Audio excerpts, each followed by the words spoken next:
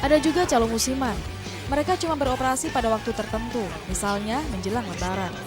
Nah, kalau yang satu ini, Yakos masuk ke dalam kategorinya.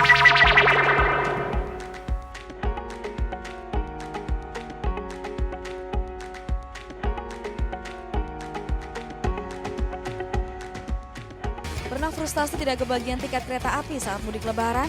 Tapi tenang saja, ada dewa penyelamat. Siapa dia? Para calo yang berkeliaran di stasiun kereta api. Memang bagi sebagian orang, para calo ini amat dibenci. Kenapa tidak? Kalau banyak yang kepayan memperoleh tiket kereta, sang calo malah dapat tiket dalam jumlah lumayan banyak. Dan dengan semena-mena, sang calo menjual tiket dengan harga berkali lipat. Gondok kan? Calo bisa full time, bisa juga part time. Kadang-kadang saja mereka nongkrong di stasiun. Soalnya banyak juga calo yang punya bisnis lain. Contohnya, Irul. Itu diawal dari iseng. Pada suatu saat dia sering main ke lokasi, kemudian dititipin orang, terus susahnya dapat tiket. Nah, ternyata orang lain bisa, dia nggak bisa, ngantri dari situ. Terus ternyata ada keuntungan, dan lama-lama berkembang menjadi suatu usaha. Ada juga calo musiman. Mereka cuma beroperasi pada waktu tertentu, misalnya menjelang Lebaran. Nah, kalau yang satu ini, Yakos masuk ke dalam kategorinya. Dari perusahaan tuh kadang-kadang kita disuruh untuk beli tiket maupun terus untuk supplier juga, kadang-kadang staf-staf di kantor pun menyuruh kita untuk ngebeliin tiket. Nah, kita ngantri tiket karena dari kantor kan harganya harga calo, tapi kita ikut antrian. Kita ikut antrian, dapat, terus dari situ kita dapat keuntungan. Nah, dari situ kita mulai tertarik.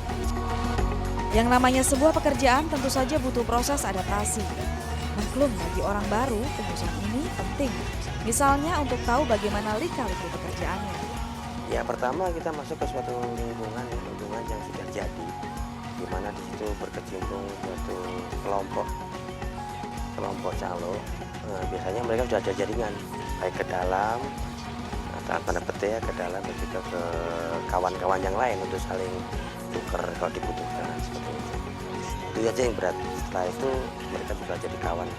Bahkan sekarang mungkin saya sendiri sudah bisa mengarahkan 2 orang untuk yang aktif di sana. Saya sendiri tidak seberapa harus di tempat untuk Itu bagian serius melakoni profesi sebagai calo seperti Irul. Tidak demikian halnya dengan Yakos, yang cuma buat iseng-iseng. Yakos bisa saja berlagak seperti pembeli tiket kebanyakan di stasiun. Murni sama sekali, nggak ada hubungan sama orang dalam, nggak ada hubungan kawan-kawan di sana. Cuma tercetusnya itu dari ide sendiri aja karena kita ngantri, dapat malam, paginya jual. Juga ya rupanya kerja para calo ini, untung sudah pasti besar. Makanya banyak yang akhirnya terjerumus menjadi calo.